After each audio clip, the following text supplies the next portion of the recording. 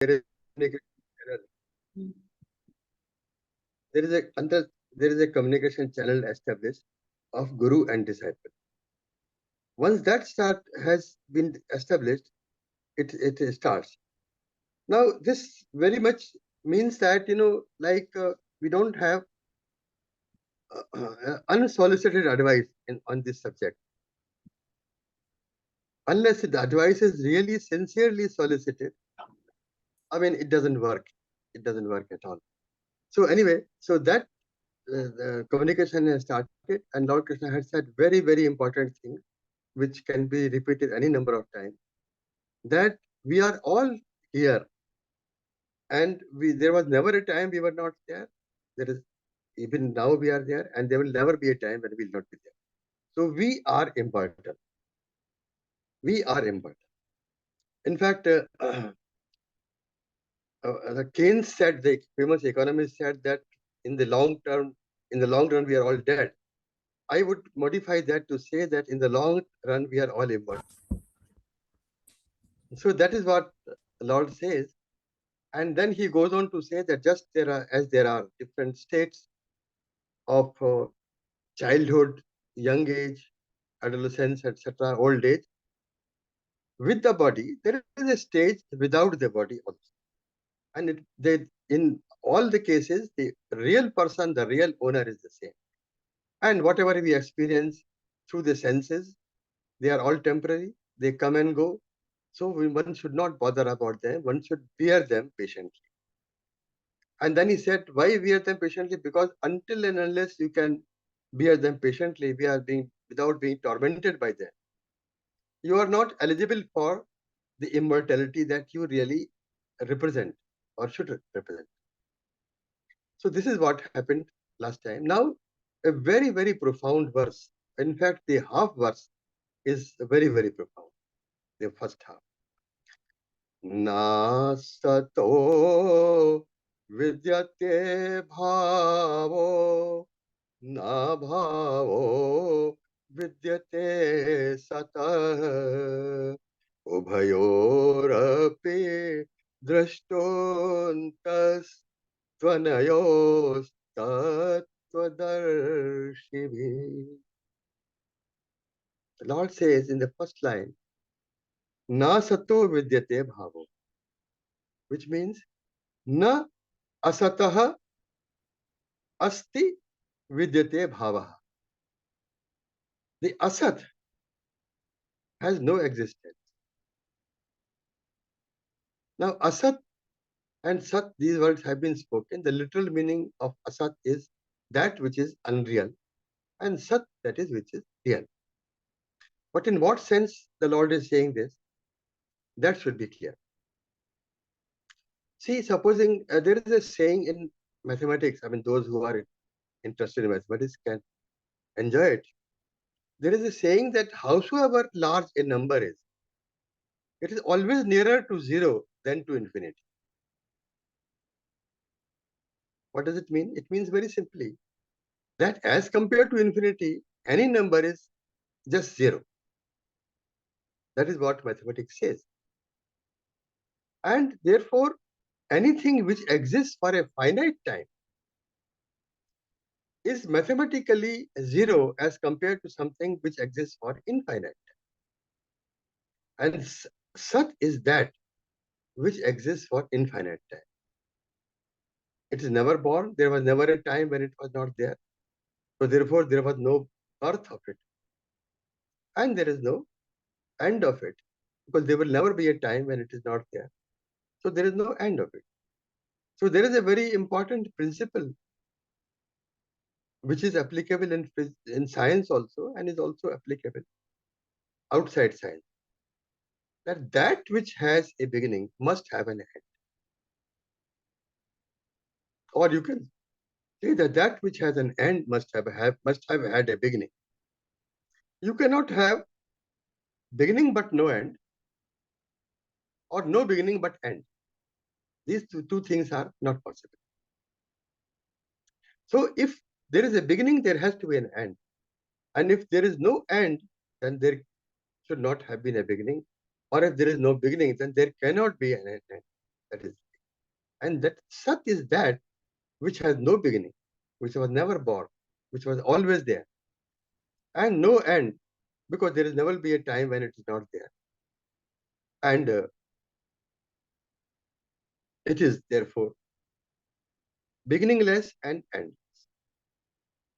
Now, what it means in other words is that it's never created nor destroyed. It cannot be destroyed.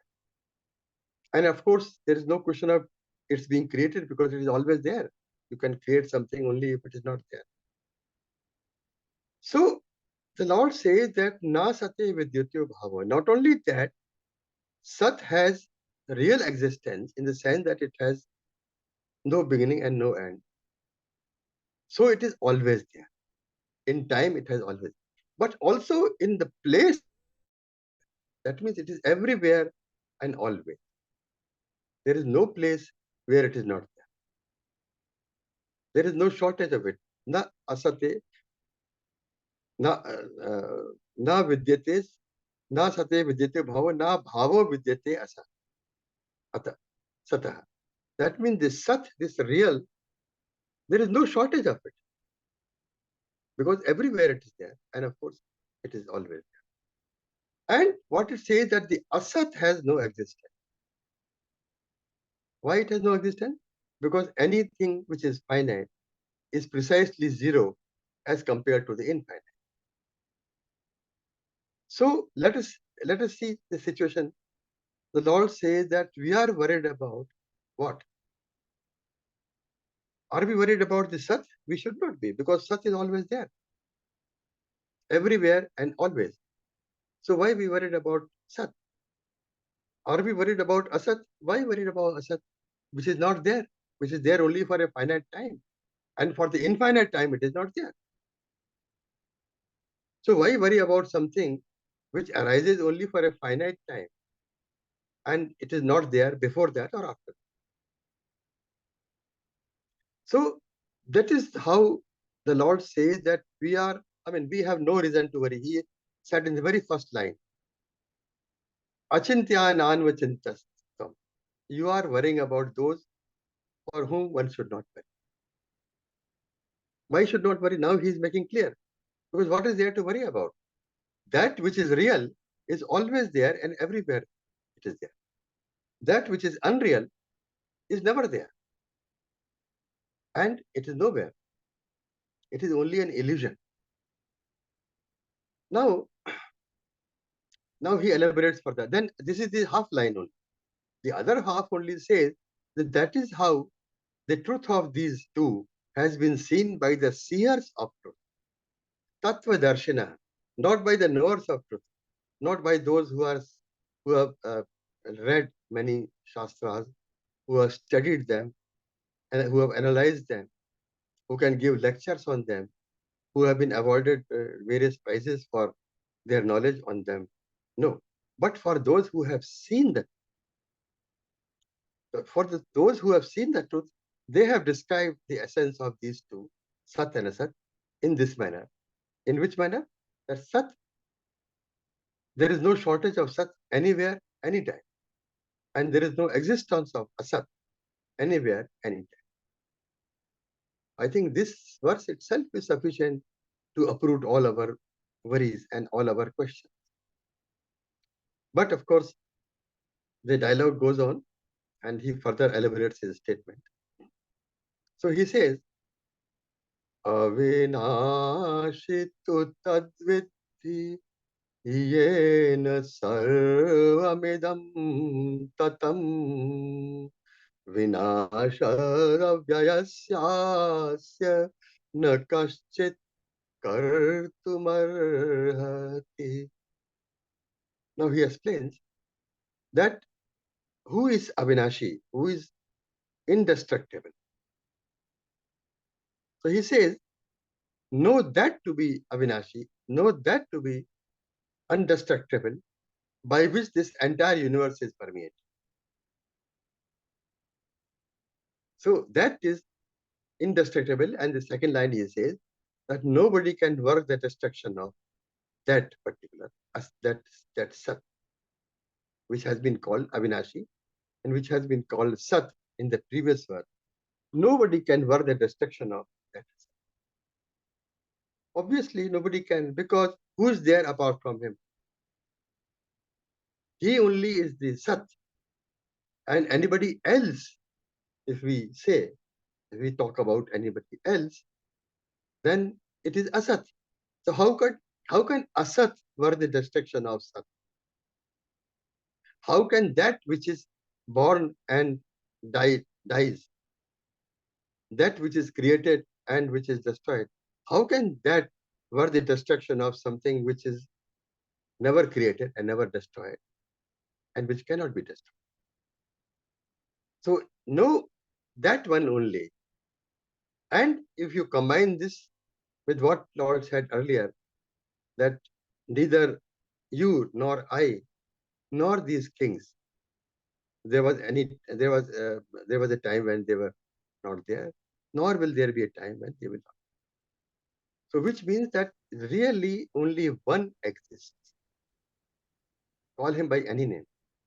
Because then when there is only one name, only one thing, then naming is also unnecessary. Why naming when there is only one? Right? If the room, if the, in the room there are several balls of different colors, so you can say I want a ball of red color. Somebody else may say I want the green ball or blue ball. What if there is only one ball? Then should you specify anything? Should you name it? Just bring the ball. That's all. So here there is only one entity which is there, which permeates everything else that appears to be existing. And we are all that. He has made it very clear.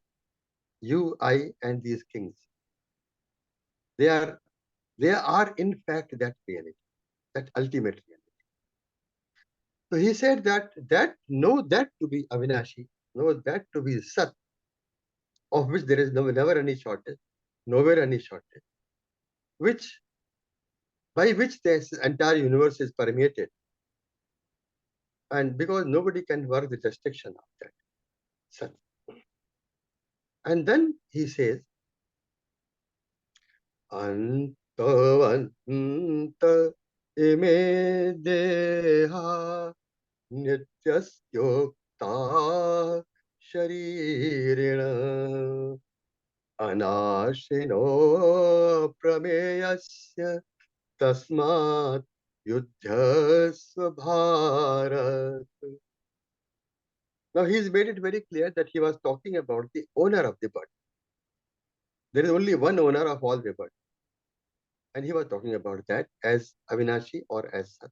Now he says that the bodies of that owner,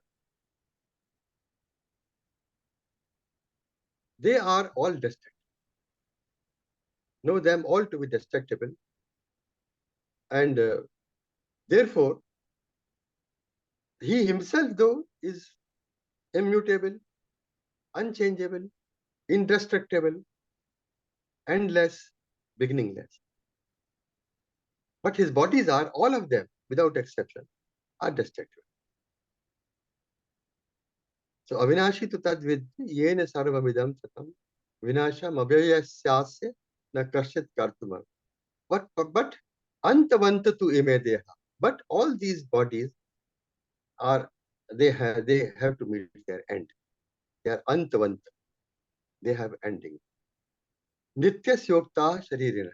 And they are called anitya also because they are today but not tomorrow.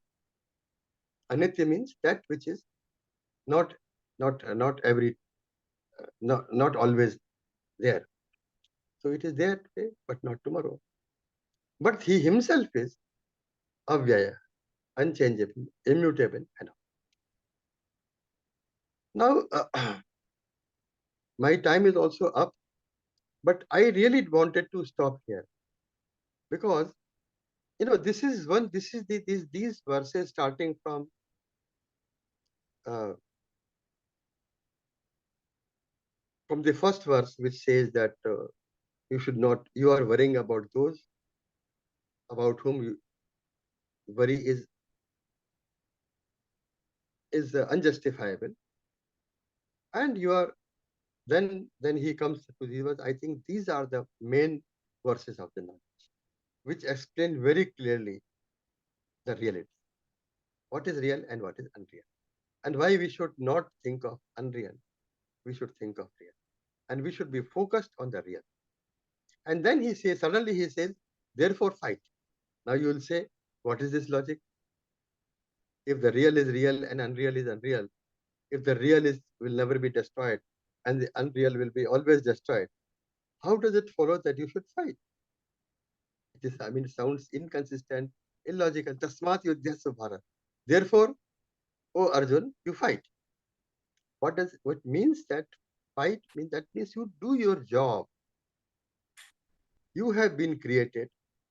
Your body has been created. Your mind has been created to do a certain job. If there was no job, then you would not have needed any body or mind. You should have been happy as whatever you were. But the same reality is playing a game. It's playing a game, and therefore in that game you have been giving to you are a part.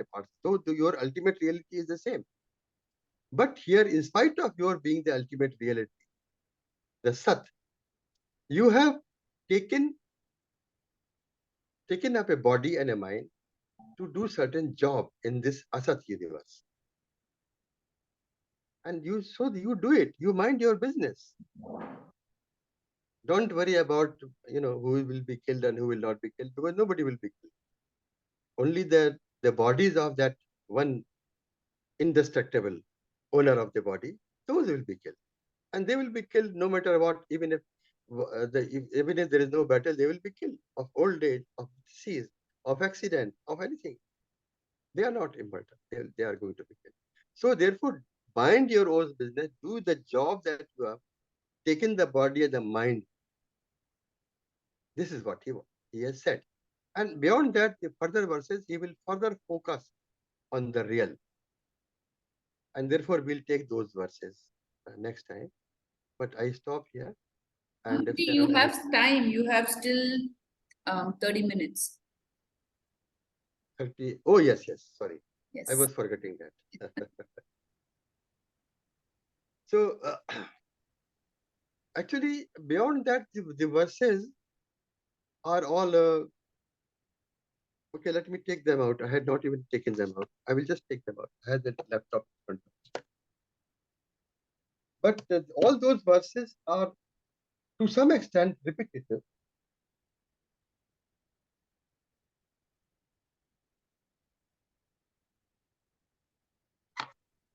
But that repetition, it is a necessary repetition. It is not useless repetition. Because in certain matters, repetition is a must.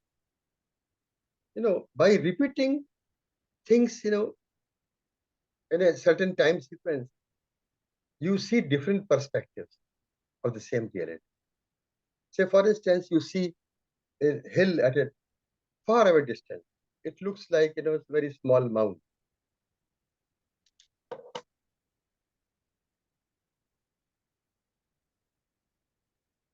Now again, somebody shows you the same hill after some time, after getting near to it. Now it is seen in a different way. It looks different. Its shape also looks different. Not only it looks bigger, but it looks different.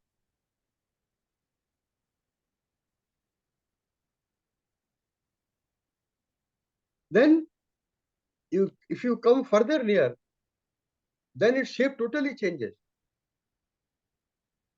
Why? Because the perspective is different. So the Lord will be showing in this entire Bhagavad Gita the same reality from different perspectives. Because we do see it from our own perspective only. Otherwise, because when the seer is a unreal himself, and the I is also unreal. Then how can the perspective be correct? Perspective cannot be correct. still there will be different perspectives for different observers. And no observer can say that my perspective only is correct.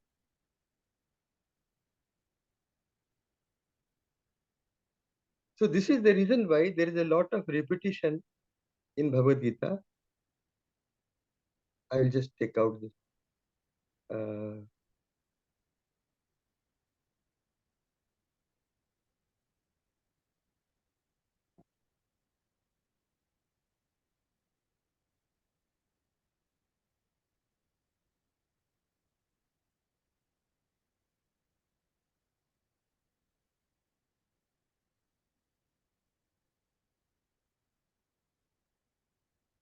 okay. So now further he explains the same thing. Ya enam vetti hantaram yaschainam manyate hatam ubhau tau na vijanito nayam hanti na hanyate. So that now he is talking about the owner of the body, right? Owner of the body, the Sat, whatever you may say, as I said, we need not name him because he is the only one.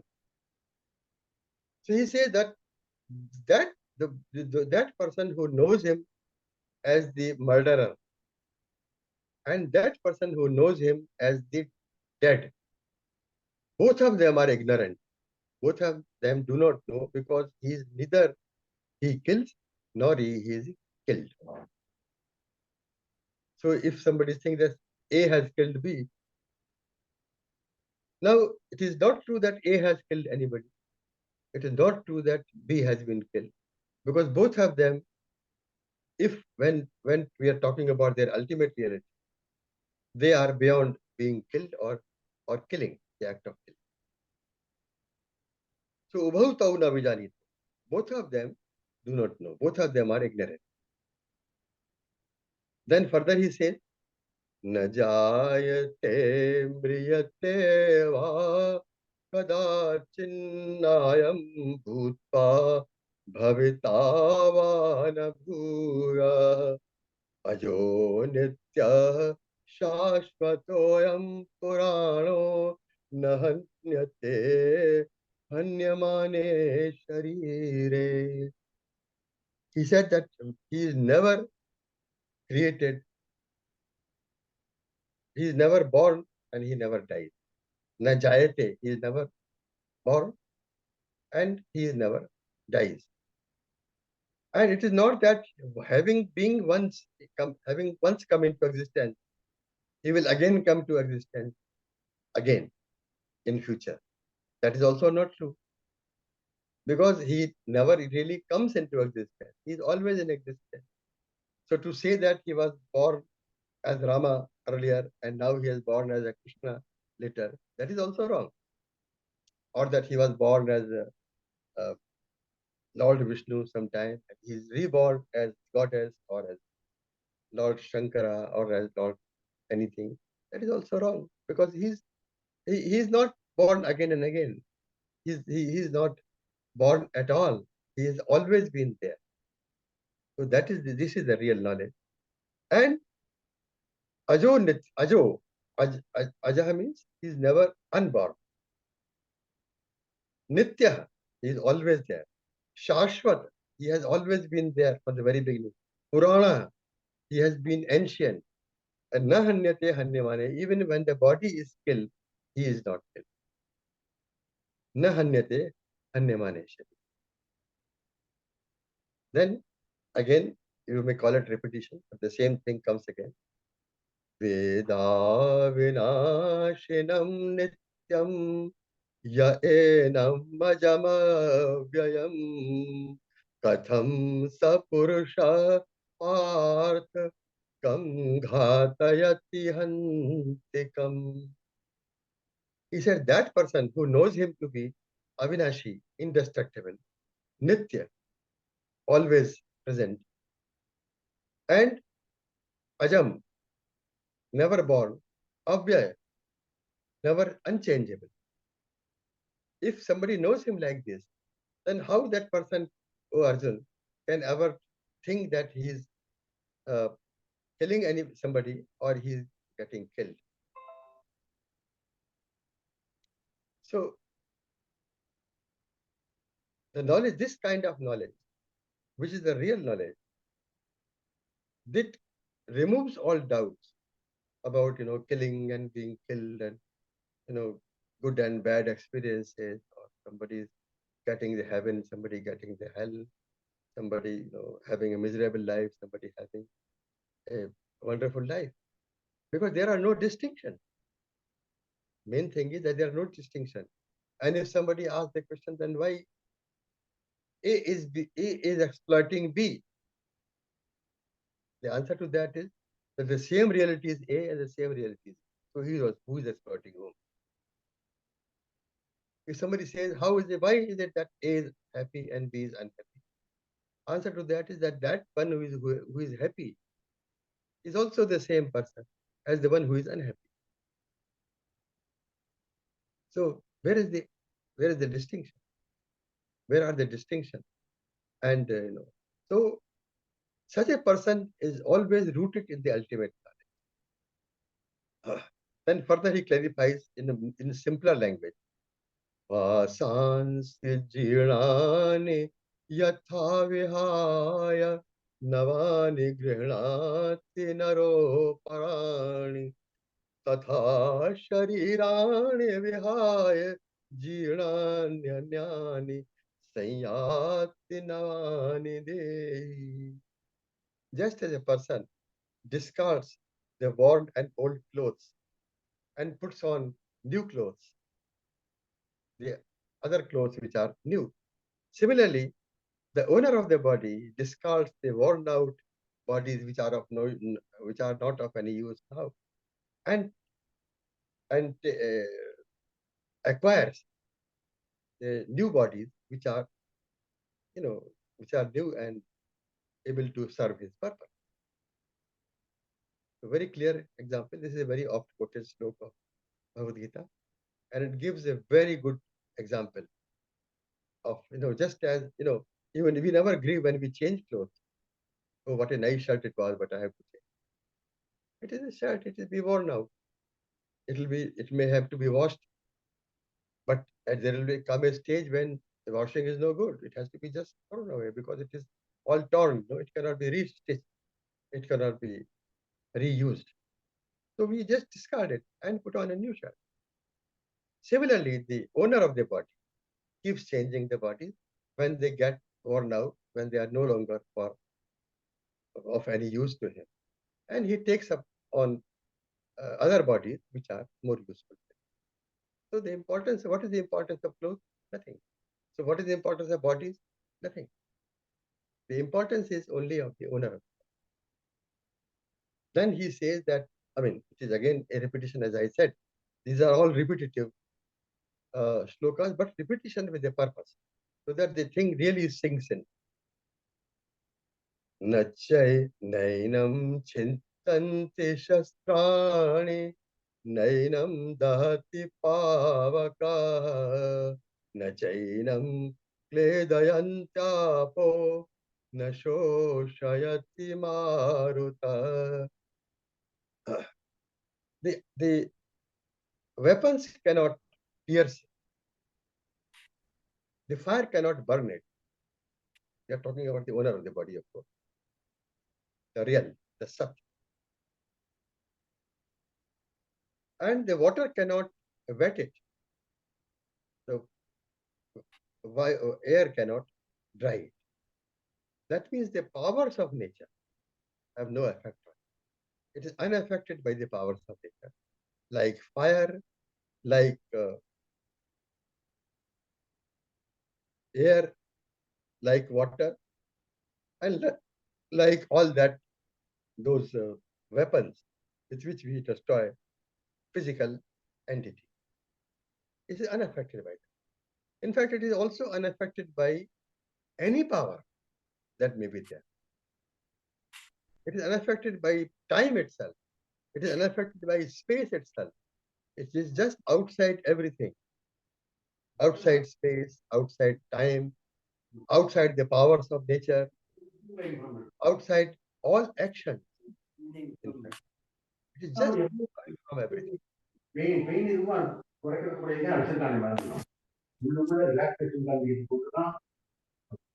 Somebody saying something? No, sir, some background noises. Money uncle is saying something, I think. Acha, acha. Okay. So, Chiti, is Chitapa saying something? Nah, no, nothing. Okay. Your name is Hello. he's No, no. saying something, but only if, I mean, if there is any point on which I can say something further. No, he is Anyway, not. the Lord is saying it himself. So the next verse he says,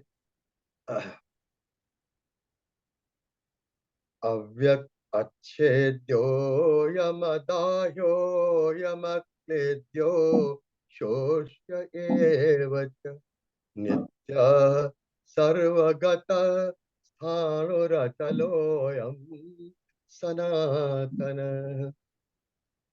Same thing. He says he's achedya. That means he's cannot be pierced. Not only that he cannot pierce by weapons, but he cannot pierce by anything. He is beyond the act of piercing. He cannot be the object of any act which involves piercing. He cannot be pierced by any means, not only weapons, but anything. Similarly, adahyo, he cannot be burnt. Not only by he cannot be burnt by fire, but he cannot be burnt by anything. Akledoyam, he cannot be wetted, not only by water, but by anything. Ashoshya. So, I mean, somebody should not think that maybe air cannot dry him, but can be something else which can dry him. No, he cannot be dried. He is beyond all these powers of nature, all the powers that may exist. Nityaha, he is always there. Sarvagataha, he occupies all space. He can go anywhere, or he has gone everywhere. He permeates everything. So the entire Nityaha means the entire time is full of him. Wherever time is, he is there. And of course, beyond also. Similarly, wherever space is, he is there. Sarvagataha. And beyond that also. Thanu, he is the Achal and immovable. Achala and Sanatan, the ancient. Avyakto yamachintyo yamavikaryo yamuchate tasmadevam viditvainam nanushochitumarhasi. So he is avyakta. That means he cannot be expressed, unmanifest. He is unmanifest. So what is that which is unmanifest? It cannot be described or qualified in any manner, in any language, in any words. So forget about explaining what he is. Forget about describing him by any means, by any language or any word. Then he is achintya. He cannot be a subject matter of mind. You cannot think of. I mean, you can remember him, but you cannot conceptualize. You cannot think about him. You cannot tie him with the thought. You cannot contain him within your thought. Actually, in the Upanishad, they say that which is seen is not Brahma. But that by the power of which you see, the eye see, is Brahma. That which the ears hear is not Brahma. But Brahma is that by whose power the ears are able to hear. And similarly for other senses. And thus the mind, that which can be defined or conceptualized by the mind is not Brahma. But Brahma is that by the power of which the mind conceptualizes or defines. So if so that is the problem, because this in the scientific from the scientific point of view, you will the first question you say define. If God exists, define. But if you can define him, he is not God, or he is not that entity. Call him whatever you like. God is just a name. You can call him by any name because he is only one. So he is avikarya. Avikarya means that he cannot be transformed into something else. He cannot be changed. He cannot. His form cannot change. He cannot change from one form to another because all the forms are his, but he is beyond all forms. So how can you say? How can you talk about him as changing from one form to another?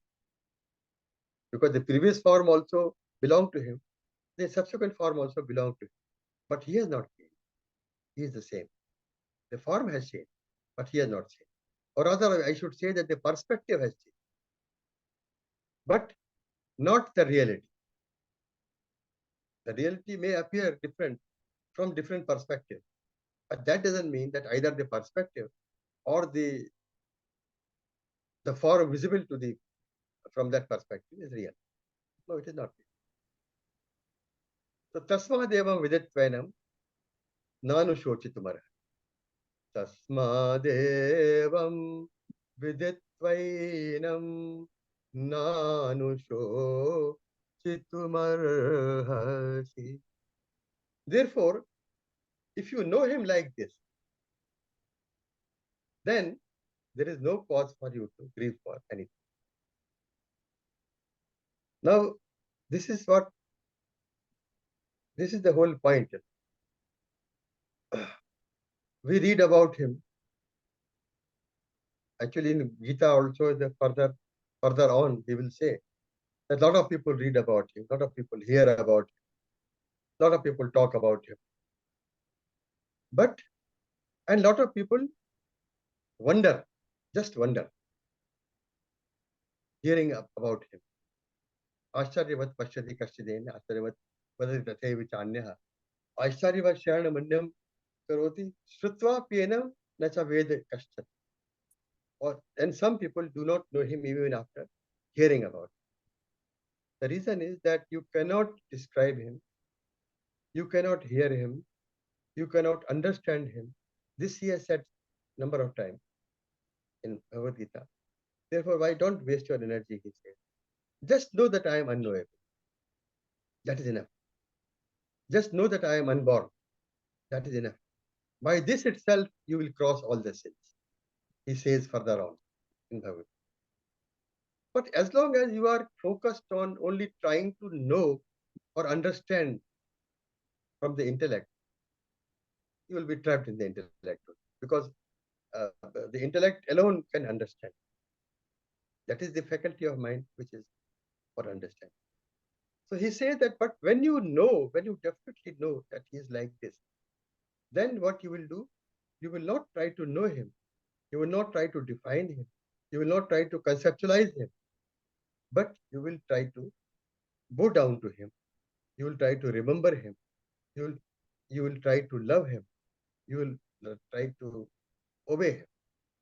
And that is what you are supposed to do. You have been created for that purpose only. So here, I think this is the main point, that it is not a question of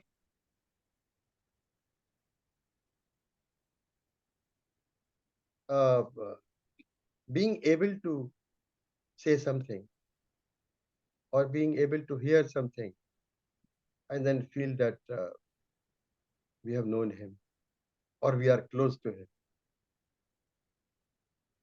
But it is a question of absorbing, getting absorbed in it.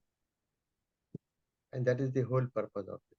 I think I should stop here because now the dialogue will take a turn and he will try to come to the same conclusion by another logic also, which is not quite true. But he just says that, makes concession for people who cannot digest this. He makes concession.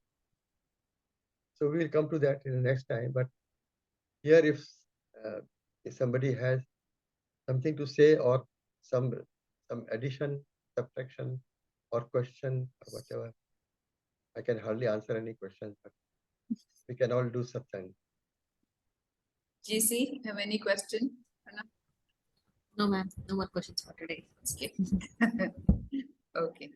Uncle Ji, we will see you next Saturday. Hmm. And welcome home. Okay, thank you. Yes. And I'll send the recording to Tuli.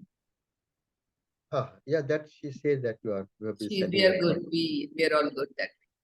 Yes. Very good. Bye, Jiti Ji. Okay. Yeah. So And all the best, everybody. Pranam to everybody. thank you. Thank you very much. We will see you. Namaste, Uncle.